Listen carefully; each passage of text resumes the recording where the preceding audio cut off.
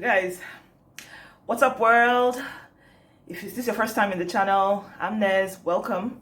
Okay, of course, welcome back. If you're back to to hear what I gotta say about this book. And generally I just sit down here try to discuss books. 2 new books every week. Every Monday and Friday you're gonna get a new book. So today I am I just listened to the audiobook called Built to Last, right, by Jim Collins and Jerry Porras. Jim Collins is actually the main writer, right? So this book, actually, I bought this book in December.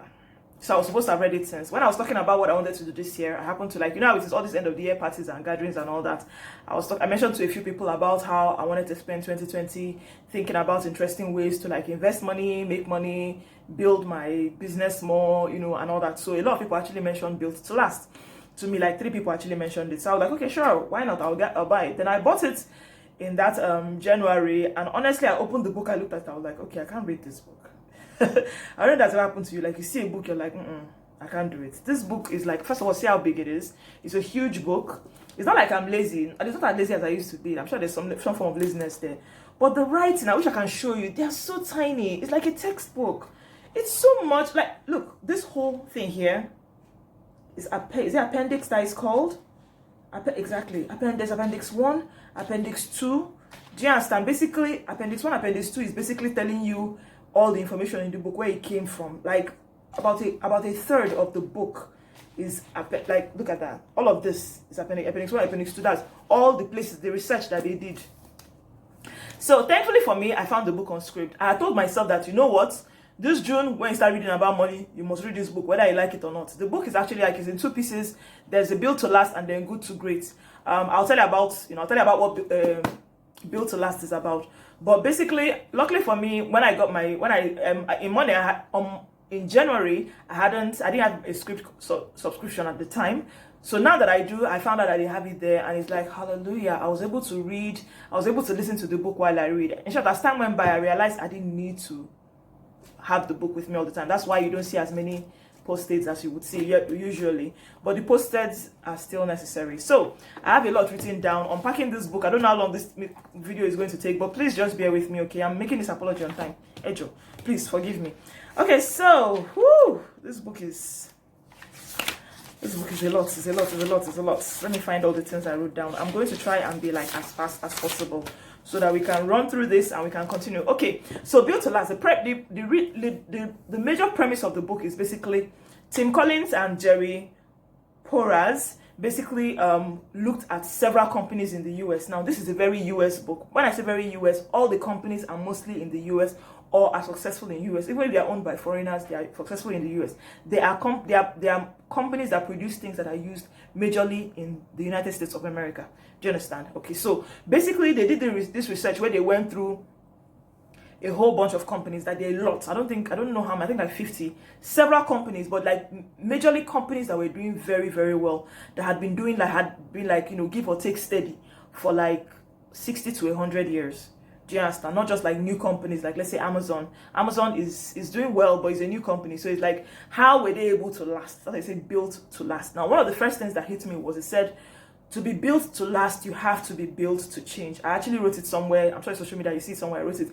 To be built to last, you have to be built to change. Okay, so what they did was that they picked up a set of companies, in this 50, they did a set of let's say they shared it into 2. That's 25. So 25 were referred to as visionary companies. Then the other 25 were referred to as comparison companies. Companies that did pretty much the same thing, likely came across at the same time. Maybe they started at the same time and they went about kind of with the same model, but they did things differently that made them to either last longer or not to do as well longer. So that's basically what the premise of this book is. So let's start. So basically now the major thing was that what they now did was that what they explained to us with this book now is explaining to us the businesses that lasted, how come, what did they have in common. Now, that they're telling you that this is what happened doesn't mean that it's something that you must do. But it actually does make sense. Since these companies are this old and they've lasted this long and they are what they are, that means that, they're onto something good, yeah? Okay, so one of the first things they did was they busted 2 myths. The first myth is that you must have a visionary product to have a visionary company. That's a big myth, because really, all the companies that were considered visionary companies did not start with the product that they're selling now. I'm talking about the likes of HP, the likes of the Marriott Hotel, the likes of what are all those companies now? I've forgotten all of them. But a lot of those big companies that you know, all those companies are very old. They did not start like, I mean, I heard one time, even though it's not written here, that Coca-Cola was originally, that drink was originally the original, let's say, sample, the original syrup that was made was supposed to be for medication. But now it's a big company that sells soft drinks that we know. So basically, you don't have to have this big visionary idea to start. Just start with whatever it is that you have.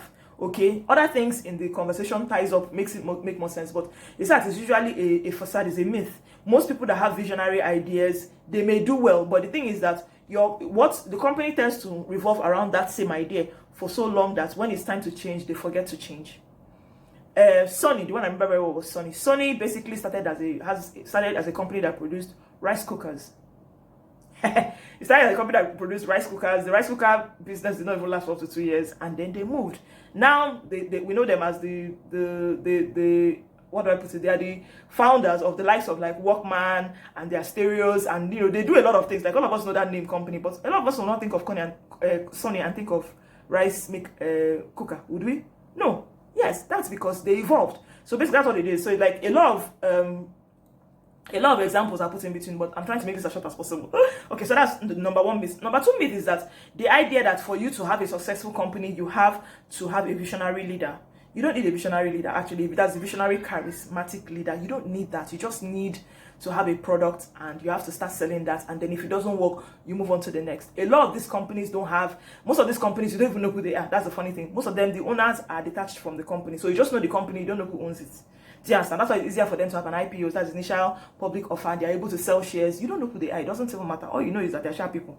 You get, and the company is good. You're using their product. You sit down and say, oh, this company does not support you. I mean, a lot of times you don't really care. You just use the product and you enjoy yourself. So that's that. Then they now went on to explain like there's something they call the yin and yang. Now, if you know what the yin and yang is like two things that are not exactly alike, but when they come together, they make perfect sense. Like I'm going to use husband and wife because I think that's what a lot of us understand.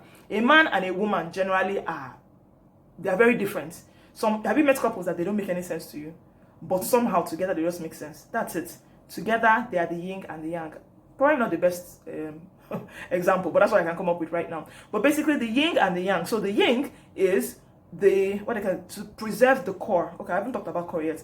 Preserving the core, then to stimulate the process. So if you have the core of the company and then the process that has been stimulated over and over again, you put them together and you have a visionary company. That is our yin and our yang. Now, the core is actually one of the most important things in the company. They went on to explain that the company is actually the company's best product. If you understand your core value, don't be out there confusing yourself with things like vision statements, mission statements, board, blah, blah, blah, all those things. Don't do that. Now, I am not telling you that it is wrong to do it though. I'm just telling you what the book says, okay? Work with me. Stay with me. Thank you. So, basically, what it's saying is that if you understand your core as a business, it's easier for you to change. Like, okay, imagine if your core, another thing was that don't set your core on a product. Like, let's say, I have this top light with me. I want to be the best flashlight producer in Nigeria. If my core is this flashlight, the problem is that if tomorrow we don't have light problems anymore and people don't use lights, people don't use this as much anymore, I will tend to still want to hold on to this because this is my core. This should not be your core. That's basically the point of this thing. Have other things that make you a core. Maybe having the best way to satisfy customers, something like that. The best way, having the best employees. Like I think the likes of Walmart, that's how they became what they were. The employees, they wanted to make sure that the employees were happy and they were satisfied. That is how they were able to. So like basically Walmart started like a small store. They did not have in mind, like I said, it wasn't this big visionary idea where they thought, okay, we want to have a chain of something stores. But basically trying to employ more people and take care of them made the store to grow by default. And that's how that's how Walmart is what it is today. You get. Now, bear in mind that a lot of these businesses, they've not sailed through like this. They've not been high. Some of them have gone like this, then went like this, then went up like this. But they were able to stay like their shares, their dividends, as their shareholders are not complaining. Like the HPs. Do you understand? HP started before things like computer and all those things showed up now. They started as, what they even started as? Something very random that has nothing to do with computers. But that's it. The two people, something Hewitt and something Packet, two of them together, came together, but they just decided that, well, we're going to do everything with their part to have quality of a certain thing, and that's how they became who they are till today. Tomorrow now, for all you know, they might wake up one day and start making cars. You can say, here, what's their own business with car? What is your own business? Tomorrow, if the car does well, you will buy it. Chicken. So that's basically that. Then another thing was, okay, so I talked about the myths, right? Okay, so the importance of this thing, of your core value. Your core value will influence the way you stimulate your workers. You know, then there's something I also call what they call the big hag. Having a core value is one thing. They have a big hag. Big hag is ambitious. Is it big, hairy, ambitious goals? Big hag. Don't worry, I write it down on the text here so that I'll remember. Big hag. Big, hairy, ambitious goals, like climbing Mount Everest. Say we're going to get to Mount Everest. You tell anybody that comes to the company, our goal is to get to Mount Everest. Everybody's mind will be there. How do we get there? What gear will we use? What kind of weather is the best? How do we handle the weather? How many people should go? Yes, that's what you'll bear in mind. But it's not something like big hags, which is what most of these companies have. It's beautiful and it's wonderful, but don't get too carried away with it that by the time you get up there, you feel like you've arrived. Now, they put an example where they talked about the man on the moon. The man on the moon was a great thing for NASA. That's in the US.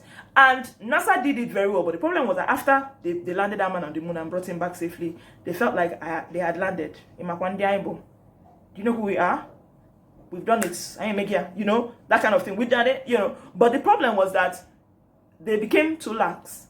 They became too complacent. There was no drive, nothing else apart from Makwandiaimbo, really. We're big people. You know, that's it. But until they came up with another BHAG, they're just basically chilling. So a lot of companies easily fall into that place. Do you understand? Okay, so I've talked about BHAG. Now, the place where I think it now hits home better is to understand that this doesn't just apply to companies. It applies to you and to me and everybody else on earth. As long as you're willing to find out that your core, finding out who you are, is more important than finding out where you're going. I'm going to use this here to explain. January this year, imagine a lot of you wrote goals. I am going to be so in the office. I am going to travel to blah, blah, blah. I will definitely blah, blah, blah. Is that goal still there? Answer for yourself. It's not there or it is there. Why is it not there? Life has changed. They said that your core is more important than where you're going because where you're going can easily change. Easily. But who you are, it doesn't matter where you change to. You're still going to do.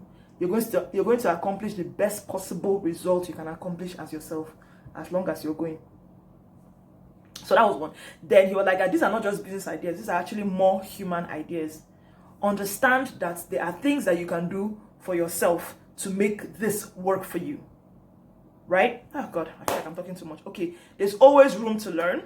That's another one. Always understand that you can learn. Find out who you are. Okay, then he said something where he said every year. Yes, he said every year there are the top threes of the threes. Right? First of all, the first one of the three is 3 things that you want to do to make as 3 things you want to achieve. Number 1. 3 things you want to stop doing. Number 3 is 3 mechanisms that you're going to put in place to accomplish the first 2. Do you want me to go through again? 1. 3 things you want to achieve. 2. 3 things you want to stop doing. 3 things you're going to put in place to help you with these 2. So if let's say you're a lazy person, you want to be hardworking. That's one of the things you want to do. What are the things that you do now that make you come across as lazy to yourself? You stop that. So you have to put 3 things in place that will help you to stop that one. Also, one of those things also include things that will help you to achieve. I hope I'm not confusing you too much. I'm going to hurry up and finish this video. I love you guys for watching. This book is a beautiful book. I think, personally, if you're like me, that struggle with reading, because this book was very hard for me to read. Reading it on its own would have been very hard. I think it would have taken me forever. It's a 6-hour long book. Download scribd. Scribd is free for the first 1 month. Download scribd and listen to this book. It is totally worth it. I'm telling you. I can't say everything. See, I've reached how many minutes now, and I've not finished talking about this book. There's just so much I can say. I hope I didn't rush too much, but I hope I've been able to convince you and not confuse you that this book is worth to read. Thank you so much for checking up. If you haven't already, please hit the subscribe button and don't forget to ring the bell so that you get a notification on my next video. I apologize for the long video. I love you guys. Hit me with a like and then leave a comment. If you have any questions concerning what I just said, let me know. I'll try and answer. But download scribd and try and listen to the book. This is a long book. 1 hour a day in 6 days, you'll be done. Love you.